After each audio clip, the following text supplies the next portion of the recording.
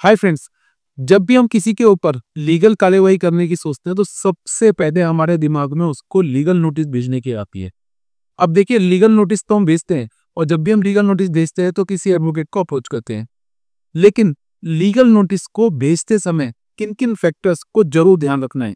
तो आज इस वीडियो में मैं बताऊंगा कि आपको अगर लीगल नोटिस किसी पार्टी को भेज रहे हो, चाहे वो आप किसी रिकवरी के लिए भेज रहे हो, चाहे चेक बाउंस के लिए भेज रहे हो, या किसी भी प्रॉपर्टी डिस्प्यूट में अगर आप लीगल नोटिस भेज रहे हो, तो किन फैक्टर्स को उस लीगल नोटिस के अंदर जरूर कवर करना है।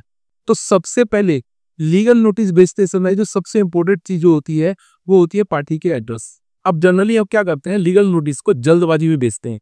तो जब भी आप किसी पार्टी को लीगल नोटिस भेजने की सोचते हैं तो उसके जितने भी एड्रेस हैं उस सारे आप उनको अरेंज कर लीजिए और अपने एडवोकेट्स को सारे एड्रेस प्रोवाइड कीजिए। इसके अलावा आप पार्टीज के फोन नंबर और ईमेल आईडी भी अपने एडवोकेट को जरूर प्रोवाइड कीजिए। आज की डेट में लीगल नोटिस को by post, speed post, email के थ्रू और व्हाट्सएप के थ्रू सभी मोड से भेजा जाता है ताकि पार्टी के पास आपका लीगल नोटिस जरूर पहुंचे।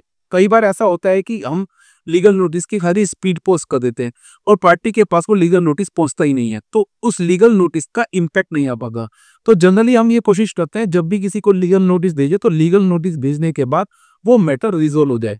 तो अगर आप लीगल नोटिस सभी एड्रेसेस पे, उनके सभी फोन नंबर्स तो सभी ईमेल आईडीज पे भेजेंगे तो पार्टी को उस लीगल नोटिस के बारे में मालूम पड़ जाएगा और वो उसका रिस्पॉन्ड करेंगे। अगर वो उसके बाद भी रिस्पॉन्ड नहीं करते तो आपको केस के लिए जाना पड़ेगा और जो भी आपका केस है उसके अकॉर्डिंग आपको केस फाइल करना पड़ेगा।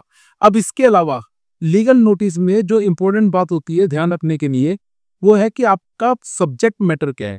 अब कई बार हमने देखा है कि हम लीगल नोटिस के अंदर डिमांड तो करते हैं, मान लीजिए अगर आपका रिकवरी मैटर है तो हम डिमांड तो कर रहे हैं लेकिन उसके अंदर ये नहीं बता रहे हैं कि वो मैटर किस चीज से रिलेटेड है।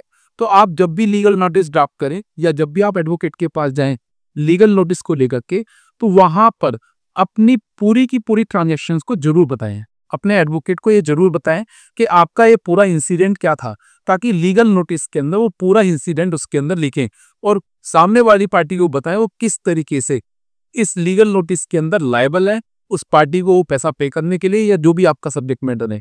तो ये दूसरी चीज बहुत इंपॉर्टेंट है, जब भी आप लीगल नोटिस भेजते हैं तो जो भी ट्रांजैक्शन है, जो भी इंसिडेंट है, उसको पूरे तरीके से उस लीगल नोटिस के अंदर कवर कीजिए। अब तीसरी जो सबसे इंपॉर्टेंट चीज है लीगल नोटिस को भेजते समय, वो आपको ध्यान रखनी है। जब भी आप लीगल नोटिस भेजेंगे तो वहां पर उसको कुछ समय देंगे। अब समय देने का मतलब क्या होता है, जब भी आप लीगल नोटिस भेजेंगे तो वहां पर आप दूसरी पार्टी को एक समय देंगे कि हम आपको इतना समय दे रहे हैं, आप इतने समय के अंदर इस लीगल नोटिस के द्वारा जो आपसे हम मांग रहे हैं उस मांग को पूरा कीजिए।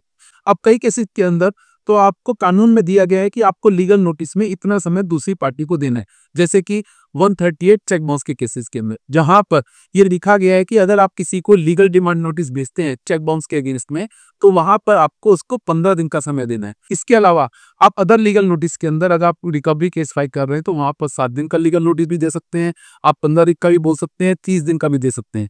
तो ये आपके ऊपर डिपेंड करता है कि आप दूसरी पार्टी को कितना समय उस लीगल नोटिस का रिप्लाई करने के लिए या आपकी जो मांग है इस लीगल नोटिस से उसको पूरी करने के लिए देना चाहते हैं। अब इसके बाद जो लीगल नोटिस के अंदर जो सबसे इंपॉर्टेंट चीज है वो है आप पार्टी की जो डिटेल है, एड्रेस वगैरह तो डाल रहे हैं, अपनी डिटेल भी प्रॉपर डालिए। कई बार मैंने देखा है कि लोग लीगल डिमांड नोटिस डालते हैं और वहां पर पार्टी अपना फोन नंबर एड्रेस प्रोवाइड नहीं करती है। कई बार ऐसा होता है कि लीगल डिमांड नोटिस आप भेजते हैं तो दूसरे वाली पार्टी को रिस्पॉन्ड करने के लिए वो आपके एडवोकेट को तो नोटिस का रिप्लाई देंगे ही देंगे, साथ में पार्टी को भी उसका रिप्लाई देंगे। तो अगर आप अपना पूरा डिटेल उसके अंदर एड्रेस, फोन नंबर, ईमेल डालेंगे तो आपको भी वो उसका रिस्पॉन्स कर सकते हैं।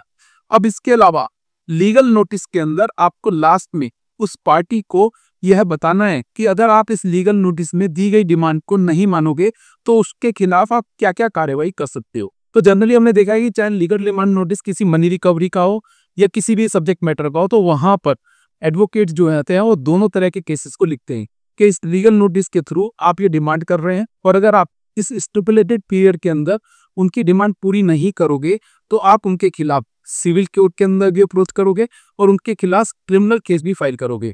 और वहां पर पार्टी को बताते हैं कि अगर आपने इनकी ये डिमांड पूरी नहीं करी लीगल नोटिस के अंदर जो मांगी जा रही है तो आप क्रिमिनल केसेस में डाल करके उनको किस तरह की मुसीबत के अंदर डाल सकते हैं और किस तरह के कॉन्सिक्वेंसेस उसको फेस करने पड़ सकते हैं। तो दोस्तों ये सारी चीजें आप लीगल नोटिस के अंदर जरूर डालिए। हाँ, अब लास्ट में एक जो सबसे इंपॉर्टेंट चीज होती है, जब भी आप लीगल नोटिस डालते हैं तो वहां पर जब आप उसको डिस्पैच करेंगे तो वहां पर पार्टी का प्रॉपर एड्रेस तो डालेंगे, साथ में फॉर्म में जो एडवोकेट डाल रहा है, अगर आप भी अपना लीगल नोटिस खुद डाल रहे हैं तो वहां पर फॉर्म में अपना प्रॉपर एड्रेस डालेंगे, ताकि अगर लीगल नोटिस वापस सर्व नहीं होता है तो आपके पास वो वापस आ जाए। तो ये देखिए, ये सारी चीजें आपको अपने लीगल नोटिस में कवर करनी है। लास्ट में एक चीज जो ध्यान रखिएगा, लीगल नोटिस के अंदर ऊपर डेट लिखनी जरूर होती है। कई बार हमने देखा है कि लोग लीगल नोटिस के अंदर भेजने की डेट ही मेंशन करना भूल जाते हैं। तो ये छोटी छोटी सी चीजें हैं जो आपको लीगल नोटिस के अंदर भेजते समय जरूर ध्यान रखनी है। अब अगर आपका लीगल नोटिस इफेक्टिव है तो कई बार ऐसा होता है कि केसेस के अंदर 60 to 70% केस लीगल नोटिस के समय ही सेटल हो जाते हैं। अगर आपके लीगल नोटिस के अंदर सारी चीजें क्लियर करी गई हैं, पार्टी को ये बताया गया है कि सब्जेक्ट मैटर क्या है, पार्टी को ये भी बताया गया है कि कॉन्सिक्वेंसेस क्या होंगे, तो आपका केस सेटल होने के बहुत सारे चांसेस होते हैं। तो दोस्तों, आज मैंने आपको बताया कि लीगल नोटिस को भेजते समय आपको क्या क्या चीजें ध्यान रखनी है। अगर आपका इस वीडियो से संबंधित कोई भी प्रश्न है तो कमेंट बॉक्स में जरूर लिखिएगा। आने वाले समय में मैं आपको और भी इस तरह की लीगल इन्फॉर्मेशन से अवगत कराता रहूंगा। मैं advocate Yogesh Indrawal. I make your legal decisions easy. Be aware, be saver.